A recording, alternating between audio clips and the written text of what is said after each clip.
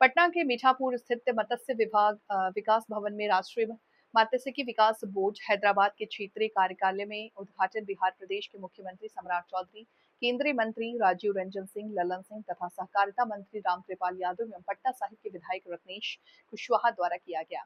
बिहार में राष्ट्रीय मात्स्यिकी विकास बोर्ड के क्षेत्रीय कार्यालय की स्थापना मत्स्य क्षेत्र के विकास की दिशा में एक ऐतिहासिक एवं दूरदर्शी पहल है।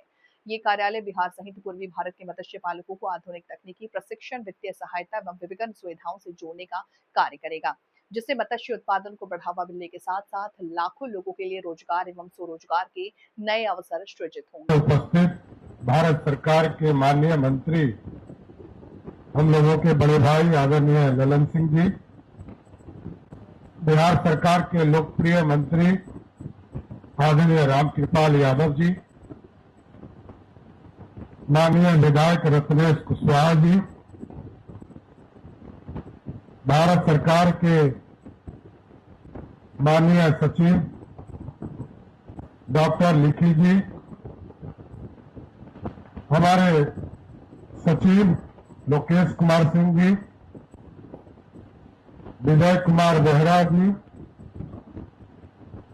पशुपालन मत्स्य संसाधन विभाग के सचिव शीर्षक कपिल जी, सम्मानित मंच और मंच के सामने उपस्थित तमाम भाइयों, बुजुर्गों, नौजवान साथियों और इस मत्स्य विभाग से जुड़े हुए साथीगण, मैं आज देश के यशस्वी प्रधानमंत्री आदरणीय नरेंद्र मोदी जी को विशेष तौर पर बधाई देता हूं। ये मेरा तीसरा कार्यक्रम आज बिहार में। मैं सर्वप्रथम गया जहां टेक्नोलॉजी पार्क का शिलान्यास किया,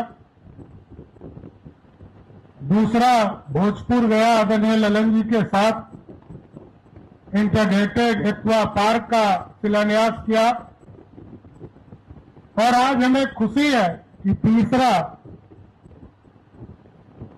कि राष्ट्रीय स्तर का जो नेशनल फिशरी डेवलपमेंट बोर्ड का जो कार्यालय हैदराबाद में है, उसका क्षेत्रीय कार्यालय उद्घाटन करने के लिए इस परिसर में आया।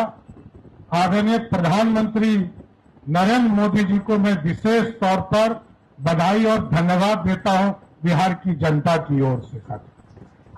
आदरणीय ललन बाबू को भी धन्यवाद देता हूं, क्योंकि भारत सरकार में मंत्री के रूप में बिहार की आवाज बनकर वहां काम कर रहे हैं, जिससे कि बिहार के उचित हिस्से को लगातार बिहार को मिलता रहे, इसकी भी चिंता कर रहे हैं। और उन्होंने स्वयं बताया कि जब आदरणीय मुख्यमंत्री नीतीश कुमार जी हुआ करते थे, तो कभी नीली क्रांति के माध्यम से, कभी कृषि क्रांति के तौर पर, कभी सफेद क्रांति के तौर पर लगातार किसी रोड मैप हो, इन तमाम चीजों पर वो लगातार काम करते रहे। साथी, मैं नीतीश जी को भी विशेष तौर पर धन्यवाद देता हूं कि यह जमीन उपलब्ध कराकर विशेष तौर पर पशुपालन के विकास की चिंता किया, मत्स्य पालन की चिंता किया, और बिहार में इसको एक तरह से उद्योग का दर्जा मिल सके, इसकी भी चिंता किया। और आज जो अभी आदरणीय ललन जी ने चर्चा किया कि जिस बिहार में मछली खाने के लिए नहीं मिलता था, वहां आज मछली लगभग 95% बिहार के हमारे मछुआरा भाई जो किसान इससे जुड़े हैं, उनके माध्यम से में उपलब्ध होता है। और मात्र 5% का डेफिसिट अब रह गया। लेकिन ललन जी ने ठीक कहा, हमको दुनिया के मार्केट के लिए खड़ा होना चाहिए। और दुनिया के साथ साथ ये जो बगल में दो राज्य है, एक राज्य और एक देश, बगल में झारखंड है, जहां मछली पालन करना ही अपने आप में कठिन होगा, उस राज्य को हम मछली उपलब्ध करा सकते हैं। साथ ही साथ जो नेपाल है, क्योंकि वहां चाइनीज फूड ज्यादा लोग खाते हैं, तो बिना कांटा वाला मछली हमको उत्पादन कराना पड़ेगा।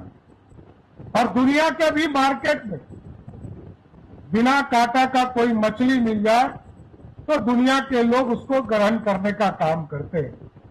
लेकिन हम लोगों के यहाँ रेहू, कतला जो पुरानी पद्धति है उस पर अपना पूरा जीवन हम लोगों ने उसी के सेवन करने का काम बिहार के लोगों ने किया। और बिहार धीरे धीरे मछली के क्षेत्र में आत्मनिर्भर बना है।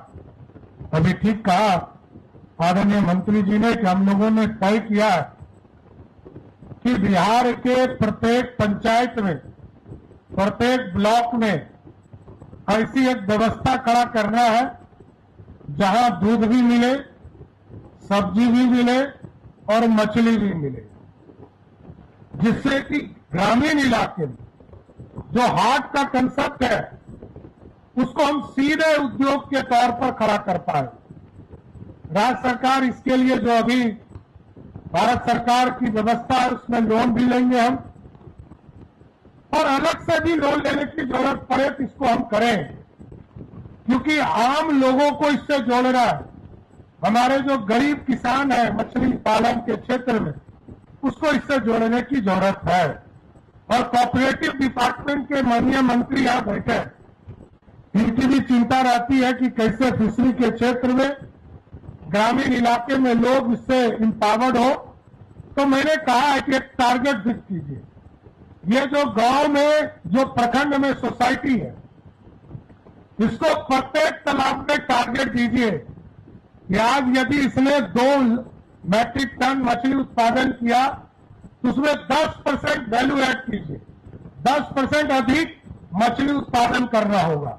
जब वो टारगेट हम देंगे तो उनको बेसिक चीज भी करना पड़ेगा, उसमें सहयोग करना पड़े। तो अभी आदरणीय प्रधानमंत्री जी ने मनरेगा के जगह पर जी राम जी का अभियान चलाया है, उसको भी हम उससे जोड़ेंगे, अमृत सरोवर को भी इससे जोड़ेंगे और इससे मछली के उत्पादन को पूर्ण रूप से आगे लाने का काम हम कर पाएंगे साथियों। इसलिए मेरा तो मानना है कि प्रत्येक नीचे स्तर पर मछली के पालन में पूर्ण रूप से सरकार मदद करेगी। और आदरणीय प्रधानमंत्री जी का जो सपना है विकसित भारत और नीतीश कुमार जी का सपना है समृद्ध बिहार, इन दोनों के सपनों को पूरा करने का काम हमारी सरकार करेगी साथियों। जरूर आश्वस्त करना, कई सेक्टर में हम लोग काम कर रहे हैं, चाहे वो इंफ्रास्ट्रक्चर का काम हो, आम लोगों को सुविधा देने का मामला हो। अभी आप देखते होंगे सहयोग कार्यक्रम हम चला रहे हैं और सहयोग कार्यक्रम में आम लोगों को सुविधा मिल सके। और उसका स्पष्ट संदेश है कि 10 पहले दिन जिस दिन आप आवेदन देंगे उसके 10 दिन के बाद यदि किसी तरह का ऑर्डर नहीं हुआ तो 11वें दिन उनको पहला नोटिस मेरे कार्यालय से जाएगा। 20 दिन तक यदि उसने ऑर्डर नहीं किया तो दूसरा नोटिस हमारे कार्यालय से जाएगा और तीसरी बार नोटिस हमारे यहां 25 दिन के बाद जाएगा। 26वें दिन उसको नोटिस मिलेगा, लेकिन चौथी बार उसको नोटिस नहीं मिलेगा। 30 दिन तक काम नहीं हुआ तो 31वें दिन वो स्वतः निलंबित हो जाएगा, किसी को आदेश देने की जरूरत नहीं पड़ेगी। तो साथियों, ईज ऑफ डूइंग बिजनेस जो आदरणीय प्रधानमंत्री जी का है, इसको आगे बढ़ाना है। और समृद्ध तभी होंगे जब आम लोगों को सुविधा मिल सकेगा, आम लोगों को आसान रास्ते से अमीर बनने का रास्ता खुल सकेगा। इसलिए हम लोगों ने कहा उद्योग में भी 30 दिन का डेडलाइन फिक्स करिए। कोई फैक्ट्री लगाता है तो लोग कहते हैं कि ये परमिशन चाहिए, फायर का परमिशन चाहिए, बिल्डिंग बायलॉज का परमिशन चाहिए, उद्योग विभाग का परमिशन चाहिए, मछली पालन के डिपार्टमेंट का परमिशन चाहिए। हमने कहा कोई परमिट नहीं होगा, अब एक परमिट होगा।